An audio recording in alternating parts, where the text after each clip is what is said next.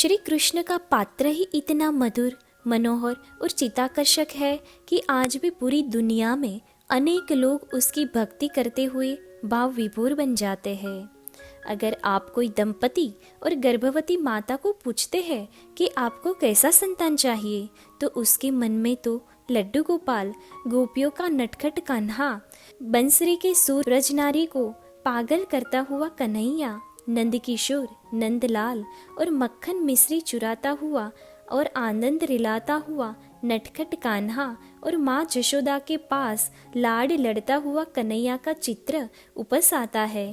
इस जन्माष्टमी के पर्व पर आप भी अगर चाहते हो कि आपके घर में भी नटखट कान्हा जैसा बाल गोपाल आए, तो गर्भवती माता और जो माता बनने का सपना देख रही है, वो दरेक माता इस उपाय को श्रद्धा पूर्वक अवश्य अपनाए।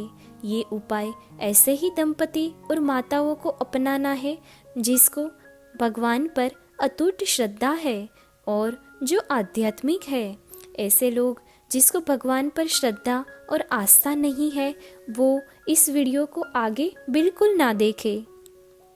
अगर आप भी चाहते हैं कि आपकी कुख से श्री कृष्ण जैसे दिव्य गुण वाला संतान का जन्म हो, तो आप यहाँ पे दिए गए हर एक उपाय का अवश्य पालन करें। जन्माष्टमी के दिन सुबह आप जल्दी से उठ जाइए, मतलब सूर्योदय से पहले उठ के नहा धो के मंदिर में श्री कृष्ण की आराधना करें। भगवान श्री कृष्ण और ब्रह्मांड के सभी परम चैतन्य स्वरूप देवों को अंतःकरण से प्रार्थना करें और विशेष आजीजी करें कि हे श्री कृष्ण, हे परमात्मा, मेरी कुख में आप ही दिव्य गुण वाले संतान बन के पधारे।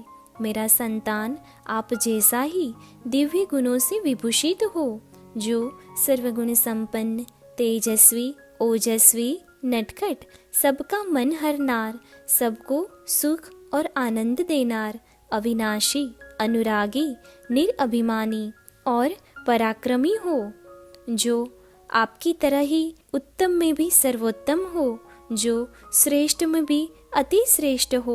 हे कमल नयन, गोपियों के स्वामी, मुझे ऐसे संतान की भेंट प्रदान करो। कहा जाता है कि अगर सच्चे हृदय से प्रार्थना की जाए तो ईश्वर उस अंतर्नाद को अवश्य सुनते हैं। प्रार्थना करके भगवान श्री कृष्ण को भोग चढ़ाए, जिसमें श्री कृष्ण को अति प्रिय एक लड्डू का भोग लगाए। उसके उपरांत आप ड्राई फ्रूट्स का भी प्रसाद कर सकते हैं। उस प्रसाद को घर में हर लोगों को बांट के खाए और उस प्रसाद को अपने घर के वडील और बुजुर्ग लोग को देके उसका आशीर्वाद जरूर ले। श्री कृष्ण के सभी गुणों को मन में जरूर याद करें। श्री कृष्ण के मनोहर चरित्र की कल्पना करें और सोचे कि आपका शिशु भी इस प्रसाद को प्रेम से ग्रहण कर रहा है। अगर आप गर्भवती है तो पूरा दिन श्री कृष्ण के चरित्र को मन में याद रखें। उसके साथ ही पूरा दिन किसी की भी निंदा कुतली ना करें और सद्ग्रंथों का मनन पठन करें। श्री कृष्ण के जीवन का मनन पठन करे और पूरे दिन श्री कृष्ण की भक्ति में लीन रह के पसार करे। अगर आप माता बनने जा रही है और माता बनने का सोच रही है, तो आप पूरे दिन उपवास करें। उपवास भी एक तप है जिसके द्वारा ईश्वर के पास आप श्रेष्ठ दिव्य संतान के लिए प्रार्थना करें। जन्माष्टमी के दिन पर श्री कृष्ण को झूले पर अवश्य झुलाए, यानी कि पालने में झुलाए। भगवान को मनोमन कहे कि हे श्री कृष्ण, मेरे घर पे आप संतान बन के ऐसे ही आए और ऐसे ही झूले में झूले।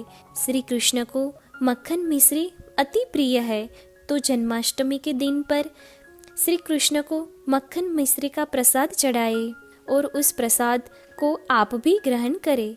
श्री कृष्ण की मूर्ति के सामने बैठ के और मन में श्री कृष्ण के गुणों को याद करके संतान गोपाल स्तोत्र का पठन अवश्य करें।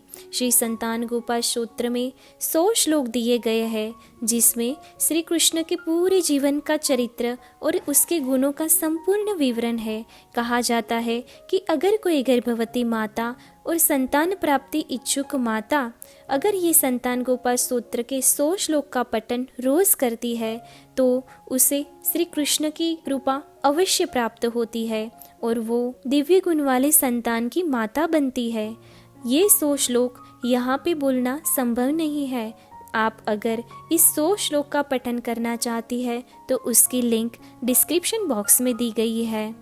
अगर आपके लिए ये 100 श्लोक बोलना संभव नहीं है तो संतान प्राप्ति मंत्र 108 बार बोल सकती है, जिसके द्वारा भी इच्छित संतान प्राप्ति हो सकती है।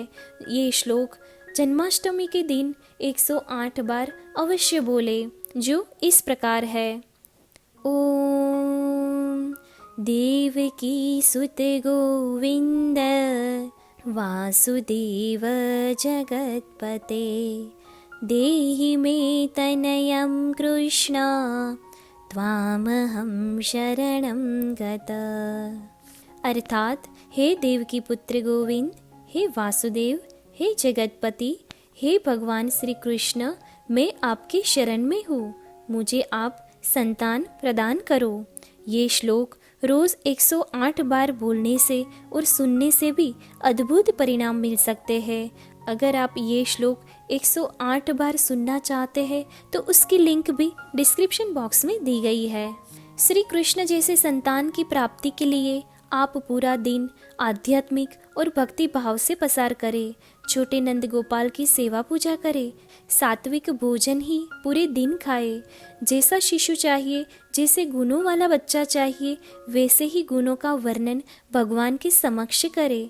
रात के 12 बजे आरती करके कान्हा के जन्म का आनंद उठाए और प्रार्थना करे कि हे श्री कृष्ण, हे बाल गोपाल, मुझे आपके जैसे दिव्य गुण वाला संतान की माता बनने का सौभाग्य प्रदान करो। इसके उपरांत इस दिन ब्रह्मचर्य का पालन अवश्य करें। अगर इस तरह से पूरा दिन पसार करते हैं तो श्री कृष्ण की कृपा अवश्य आपके पर होगी और आपके घर भी नटखट कन्हैया की किकियारी अवश्य गूंजेगी। धन्यवाद। अगर आपको हमारा ये वीडियो पसंद आया है तो इसको लाइक और अन्य लोगों के साथ शेयर अवश्य कीजिए। धन्यवाद।